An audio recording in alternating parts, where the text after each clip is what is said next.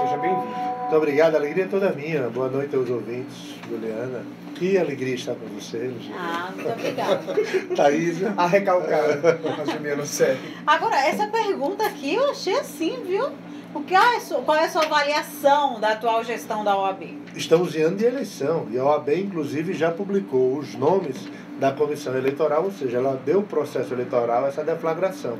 E o que nós estamos vendo hoje na gestão atual do Rio Grande do Norte é que precisa organizar muita coisa, a começar pelos boletos de pagamento, né? Você veja que está tendo uma grande dificuldade até para emitir, para se pagar a anuidade do advogado. Então a atual gestão, ela ainda tem um certo período que ela pode trabalhar para consertar muita coisa e fazer o que deixou de fazer nesses últimos 2 anos e meio. De repente buscar uma chapa aí para dar continuidade, eu apoiar acho um candidato ou não, né? eu acho. Você já tem candidato? Que eu Você vou já me tem? envolver e que eu vou apoiar, como todo ano eu faço, eu sempre apoio alguém, a gente se envolve. Isso é fato, não tem a menor dúvida que eu estarei participando ativamente da minha seccional. Esse negócio Eu de tenho participar inscrição. ativamente, Quem é que está na parada aí? A advogada Magna Letícia? É Magna, né? Que ela representa essa oposição. Já foi candidata. Esse núcleo, quem está agregando. Paulo Coutinho, que naturalmente ele tem esse direito de reeleição, porque ele é o atual presidente, mas tem várias outras candidaturas, inclusive a candidatura de advogados jovens que estão trabalhando, estão se movimentando para tentar, digamos assim, trazer essa ideia de oxigenação, de renovação. Por falar em OAB, só para concluir essa parte que não estava prevista no script, o nosso ouvinte começou a entrevista na frente da gente. Pois é, por falar em OAB, você continua na OAB nacional, né? Qual é o seu papel na OAB nacional? Continuo, Thaís. Eu estou lá na presidência, né, da Comissão Nacional de Direito Eleitoral. Inclusive hoje a gente gravou um programa que vai sexta-feira outra ao ar, falando sobre o processo de eleição. Vai ter o 4º Fórum de Direito Eleitoral que vai ser o Conselho Federal vai realizar. E nós tivemos a aprovação agora na terça-feira, o Conselho Federal acatou uma proposição da comissão para que os prazos eleitorais também sejam contados em dias úteis. Inclusive é um dos destaques hoje no site do Conselho Federal. Então pode mudar, os prazos eleitorais poderão mudar? Porque os prazos não são contados em dias úteis, como o Código de Processo Civil. Eles são corridos. São dias corridos, sábado, domingo, feriado. E aí a gente fez essa proposição e vamos ver se o TSE acata. Porque se o TSE acatar essa aplicabilidade que já existe a norma do Código de Processo Civil, vai ser uma coisa muito boa para os advogados eleitorais que não vai ficar nesse corre-corre de sábado, domingo e feriado. Ganhar mais tempo aí, né? Ganhar mais tempo e menos estresse. Então foi uma propositura dessa comissão que a gente faz parte. Vai ter muito trabalho esse ano, né? Agora, doutor Érico, a gente também queria muito que você viesse aqui no programa, porque a gente ficou muito confuso com essa história de intervenção no Rio de Janeiro. O que isso significa para o estado do Rio de Janeiro? Tem algum reflexo para o resto do país? As forças militares têm poder de polícia? Pode prender, pode matar se for... O que muda na prática? Olha, o que muda na prática é o seguinte, você tem 2 ângulos. Quem é carioca? Quem vive no Rio de Janeiro e sabe das dificuldades que o Rio de Janeiro tinha, a falência que existia do estado do Rio de Janeiro, a intervenção foi uma coisa boa para eles. Então, se você fizer uma pesquisa, todos vão gostar, porque você começa a ter um mínimo de segurança. A sensação, pelo menos, né? Mas se você for um cidadão e fizer uma análise de Brasil, a intervenção não é algo bom. Porque o primeiro obstáculo que existe numa intervenção é você suspender parcialmente a própria Constituição brasileira. Então, se a Constituição lhe dá estabilidade ao país, ao movimento, você não pode tramitar PEC, que são emendas, projetos de emendas, né, à Constituição. Então, a intervenção não é algo bom. A intervenção, quando você propõe uma intervenção, significa que você está passando o recibo de alguma fragilidade, você está passando um recibo de que você não tem competência suficiente para gerir. Eu acho que o caminho da intervenção, ele é uma linha de exceção muito forte e que ele não pode ser aplicado da forma como for. O carioca pensa diferente. O carioca vai dizer, maravilha, nós temos a intervenção porque nós não tínhamos polícia na rua. Todo dia morria um policial. E você não tinha, digamos assim, essa forma de proteção, aquele que estava te defendendo. O policial no Rio morria um por dia. Um absurdo. E tem gente que fala assim, o policial ele é muito próximo desse complexo todo emaranhado de gangues, a força policial policial e estava lá, não conseguia intervir porque ele era muito próximo. E a força militar está distante, mas ao mesmo tempo a força militar não conhece os becos e ruas Mas vielas. o policial, ele estava distante porque ele não tinha estrutura, Eugênio. Você imagina que o policial não ter munição, não ter arma, não ter colete. No Rio de Janeiro, o policial militar só poderia usar a arma se tivesse em serviço. Quando ele voltava para a comunidade, ele não podia estar com a arma dele. Então, essa estrutura de intervenção, se você prestigiasse, você desse mecanismos, meios para que o policial carioca pudesse trabalhar com salário digno, com carro que funcione, com pistola que atire, com colete, aí você ia ver a eficiência da polícia. Como é que você quer reclamar resultado de uma polícia da qual essa polícia não tem nenhum amparo do Estado? O Estado não ampara, a começar pelo salário. Um pai de família que às vezes chega em casa e não tem como pagar a escola, como é que você quer que esse homem vá proteger e validar a segurança?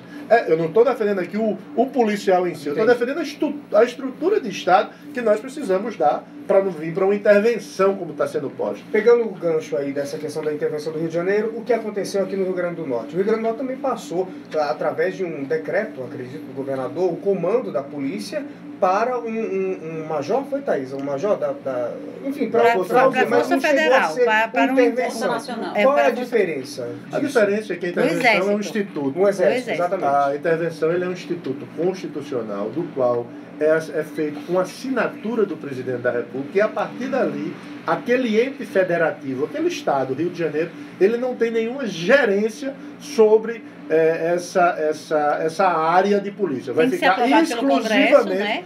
Tem que ser aprovado pelo Congresso, toda uma tramitação constitucional. Estou apenas tentando resumir para você entender que você tem o seguinte: o comandante da área policial é o presidente da República, que faz a nomeação dos generais, e aí você passa a ter o Exército. Aqui foi diferente, aqui não houve o ato de intervenção constitucional. Pode prender, pode matar, pode ele pode. Os direitos humanos estão muito fiscalizantes, inclusive a OAB e o Ministério Público, para evitar os excessos. Mas na intervenção pode tudo.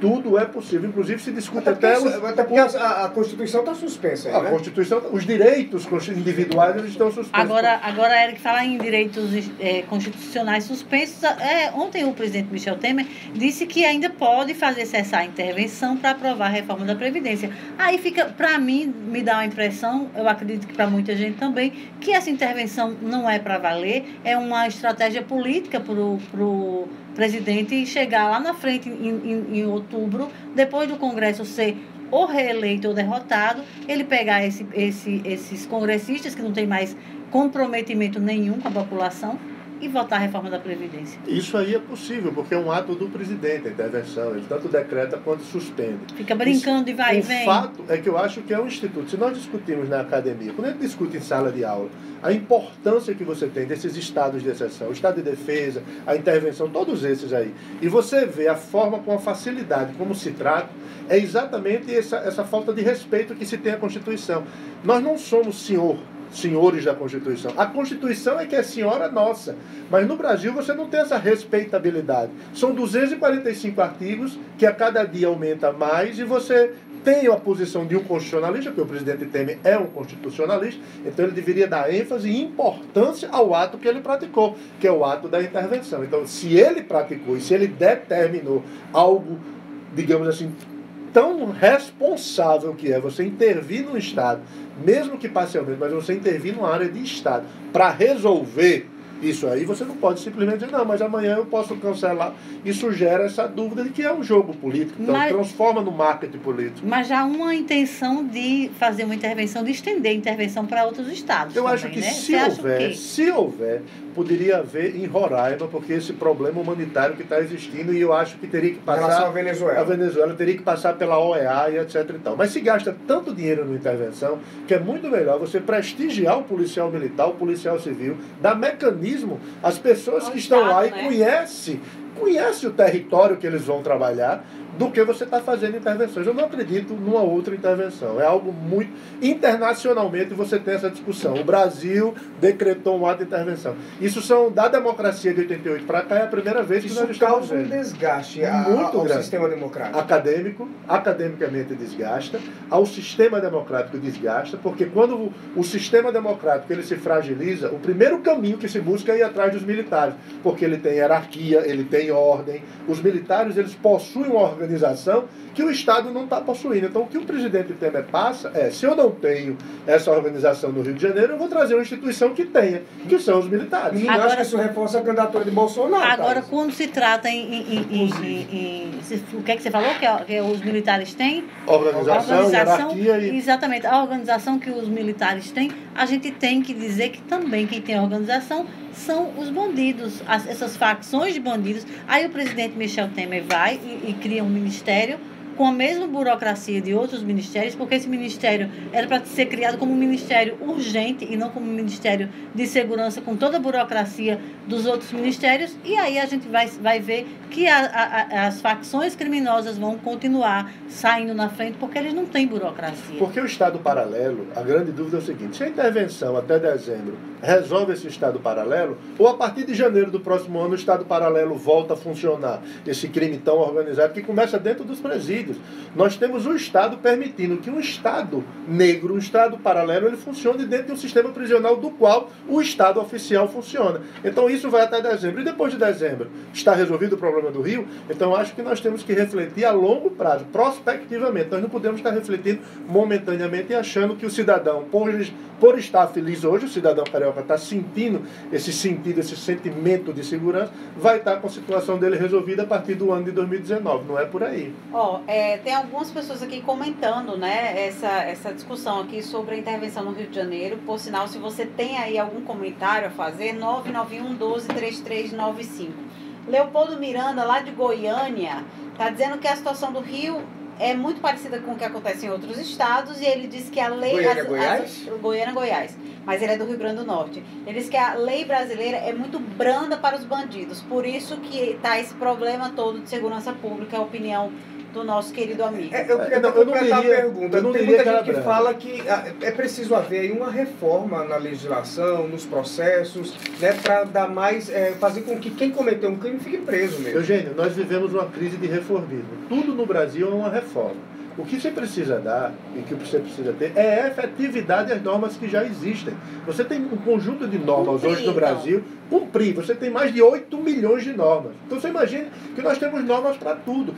Tudo foi constitucionalizado. Tudo que era direito, que você imaginou. Tem norma que desfaz a outra norma. Tem norma que revoga outra norma. Então o que você tem? O que você precisa não é ter agora mais uma reforma da segurança pública. Não é isso. Isso é um grande jogo para o momento de 2018, que é ano eleitoral. Você precisa dar condições de efetivar as normas que já existem. Mas você acha que a lei é branda?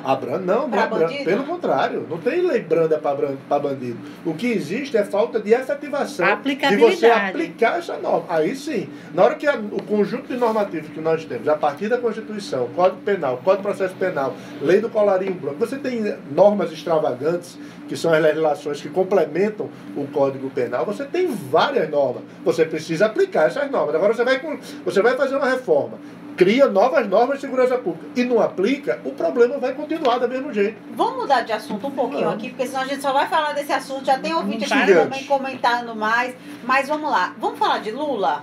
Bora. A gente está vendo aí um processo, né?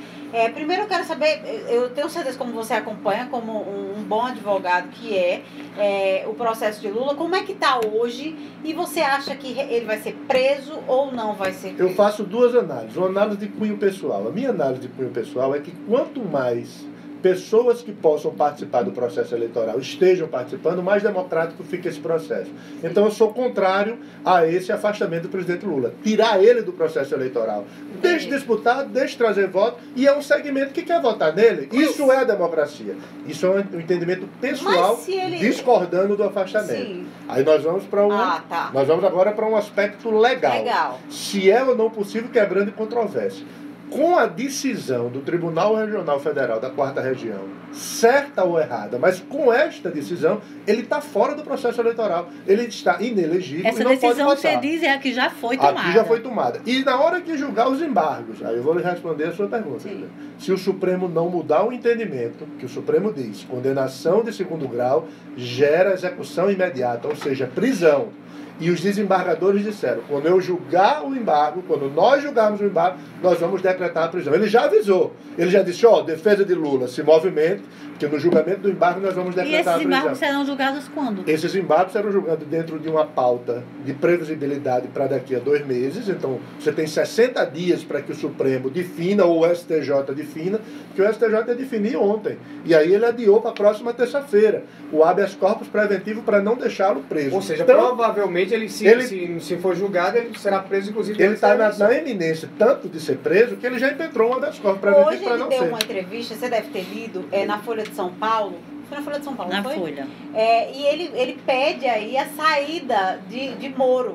A exoneração a bem do serviço público. Olha, uma das pessoas mais inteligentes desse país é o presidente Lula. Quando ele faz esses discursos e forma essa dialética, ele está conseguindo fazer um discurso e uma aparição, mesmo que às vezes negativa, mas ele consegue ocupar a mídia de uma forma, porque isso é impossível. Você não tem como afastar o juiz Moro disso. Já se tentou de tudo, já se propuseram várias exceções de suspeição, de impedimento, o que você imaginar foi proposto.